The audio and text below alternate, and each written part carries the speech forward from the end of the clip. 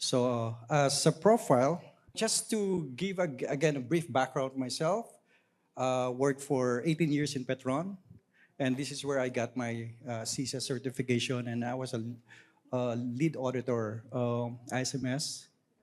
And then, of course, I was a CIO 6 years and 6 months to be exact at Makati Med. I was also part of the digital transformation.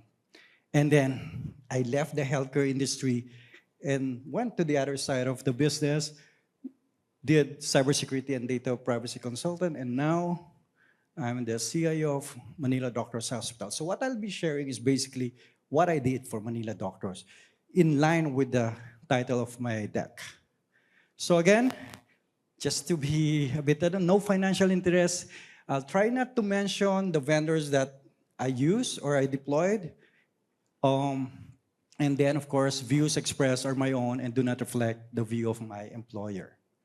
So, again, before, I really envy my previous bosses because before, the traditional role of a CIO focused on overseeing IT operations and deliver new system.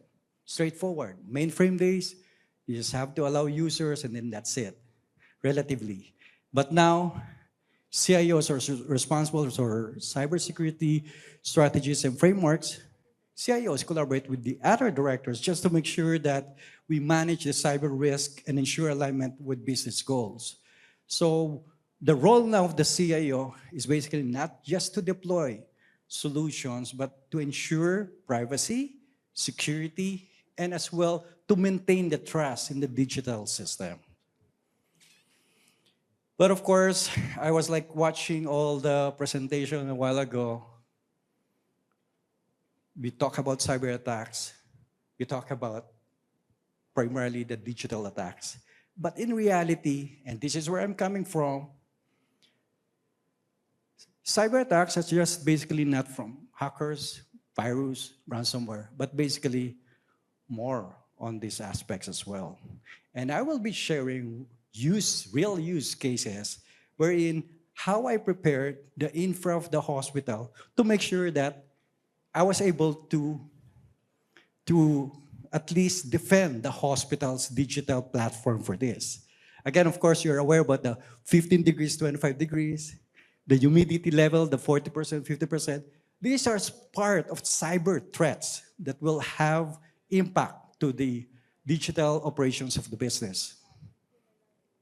So, especially, again, we all know that 75%, I learned that in Isaka, still are related to people, employees, not necessarily on the technology. So, user awareness, I was like discussing with Mar Apuin how we're going to conduct user awareness in the GTCAP group as well to make sure that everyone is helped and will contribute to the protection of the infrastructure of their own individual entities.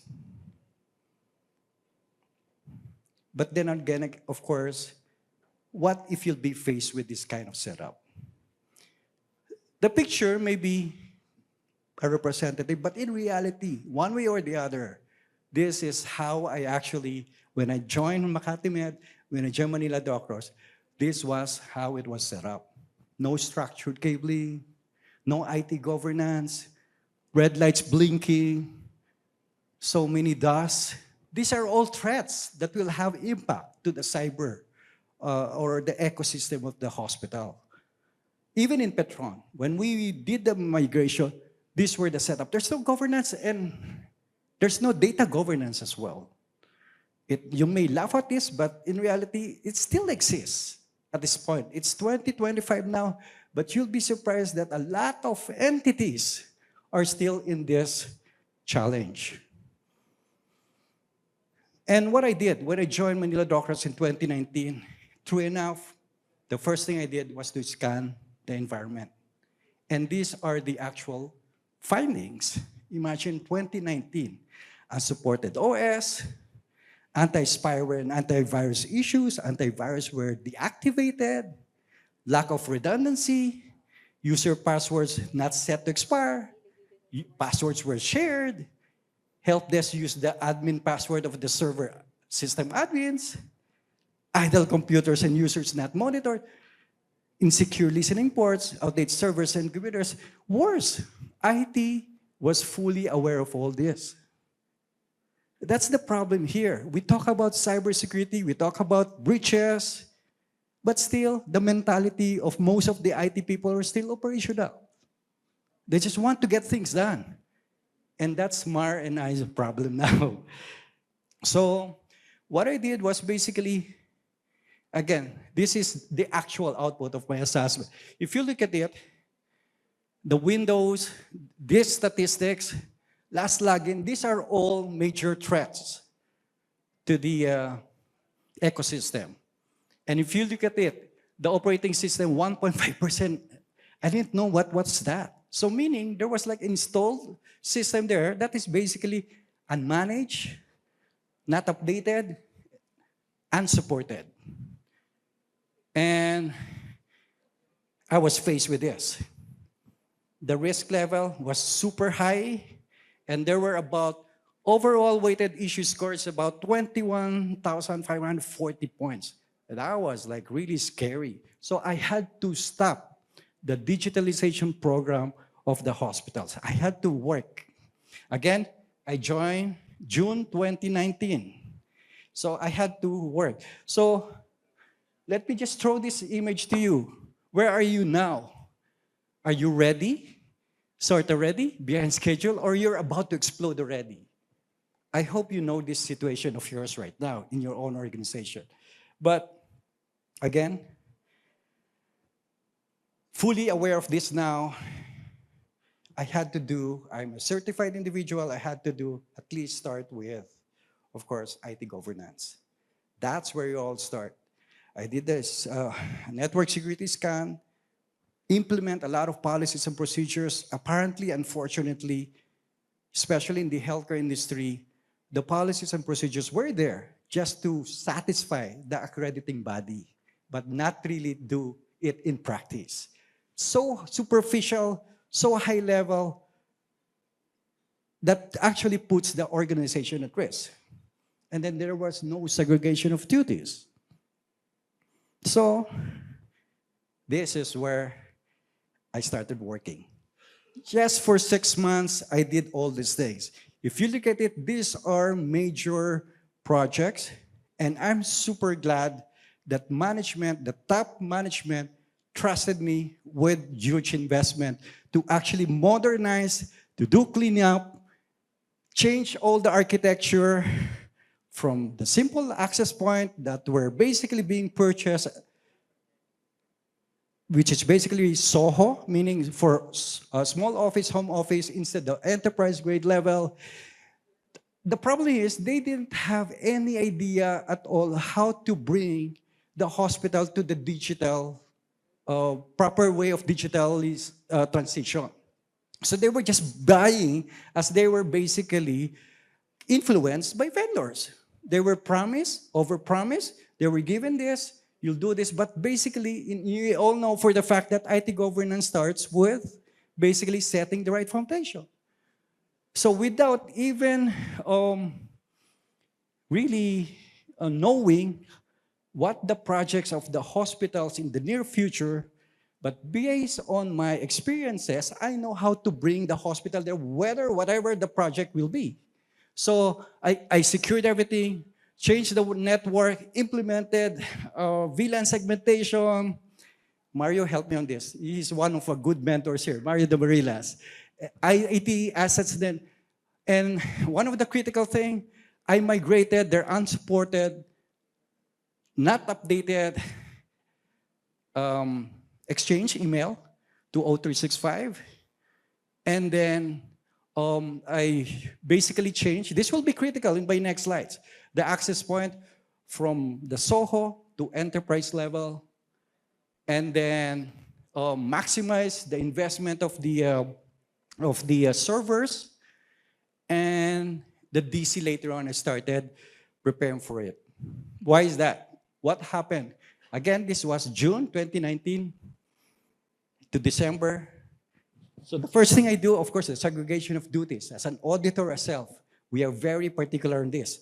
Oops, I need to be. So if you look at it, this was the IT org before. It's so flat.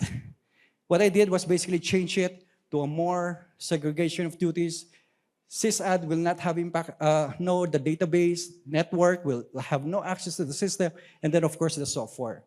So, and then as well as I updated the job description, we all know job description is like policies as well. So, from the simple, lacking the IDF, again, this is one of the physical preparation that we need to do. I lack it because anyone can just pull the plug, right? So, and then that small signage, nobody will touch it except IT. And then this happened, we all know, the 2020. Had I not was probably given the wisdom to actually do migration, I do not know where MDH will be during the COVID. What were asked? I'll make it quick. So these were so much requests for IT. And if the platform, if there's no structured cabling, if there's no government, if there's no migration, I don't know where it will be, because this is basically what I came up with at the peak of COVID. Nobody knew, of course, nobody expected how and what basically COVID did to us. First time in the life of MDH that I was able to move the billing system to the nearby sister hospital, school, the Manila Titana, and move the billing, the HR there. First time that MDH was able to have a remote connection to the hospital. So I protected some of the users from COVID. And of course, if I didn't migrate to 0365, did structured, upgraded the bandwidth, we won't have this at all. That was the first time actually that the MDH experienced using Zoom. I was the one who introduced it in 2019. So these are the things that we need to prepare. Because yeah, there are so many solutions as presented, but if your basic foundation is not ready for a very sophisticated solution, it will be just additional cost, infutility, and as well as it will basically come up with more loopholes than solving the problem. And this was the data center then. Look at this. When I came in, they called this data center. I said, no, that's not data center. It's just a server room. Right? So you can see here, they only have 2 toner. It's not even a PACU. You could see they have a fire suppression system, but it's water-based. It's funny, right? The UPS, it's all over, and it's not even tested. We had a power shutdown, and UPS conk up. Oh, their server room is protected there with a key. But guess where the key was? The moment you enter the door, it's just there hanging. That's governance, right? So, as we move forward, very significantly, I came up with this. Set up a real data center, tier 3 data center, with text alert, humidity analyzer, sensors, and those things, and management. Goods work, trusted with this. That was just in 2021, or the year after COVID, wherein all hospitals came from the red line. And so forth, upgraded everything. And the core switches, I moved it to the 7th floor because I have a new data center. Guess where the core switches were? We all know that Manila doctors in an area where it's always flooded. It's there at the ground floor. Damn. So I moved it there, 7th floor. So this is one of the things that you guys should prepare, the org-wise, before you indulge yourself to any other digital transformation. And of course, we deployed the major migration. We're now in electronic medical record. We just went live September 7, but I had to do all this preparation before we did this. And again, typical example.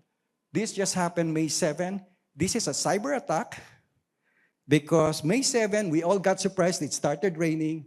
There was a major water leakage. But if I didn't do the access point, wireless connection, bought all-in-one computers, in less than 3 hours, we were able to set up an office and bring them there. So operations was not totally affected. So that's, again, preparation for infrastructure. And Just to quickly, this is part of the preparation.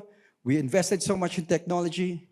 So we came up with this. Should an incident happen, I can now shift to the cloud with the wireless all-in-one computer to connect to the cloud, continuous operation. And should there be a problem, one of the things, we came up with the guidelines. We develop our own offline system, just in case there will be a major fiber break. So, um, again, we prepared this, but did we stop there? No, because things always change. So what we did, of course, organizations seeking to enhance their cybersecurity posture due to limited in-house. My problem will always be skilled personnel to actually address an attack. So what we did is I worked with MAR, we engaged the Managed Security Operations Center. Again, management trusted me with this investment, making them realize that the current IT cannot address any serious breach. And more than that, we will not stop. We're coming up with, I could still continue for the IT security roadmap. So it doesn't stop. For the next 2 years, I plan all these things, we'll present it to the board, and to make sure that we are still secured, at least for the next 2 years, or updated when it comes to cyber resilience. And this is also in preparation for whatever it will, the cyber world would bring MDH. So that's about it. Sorry for excessing the time. All right. Thank you very much.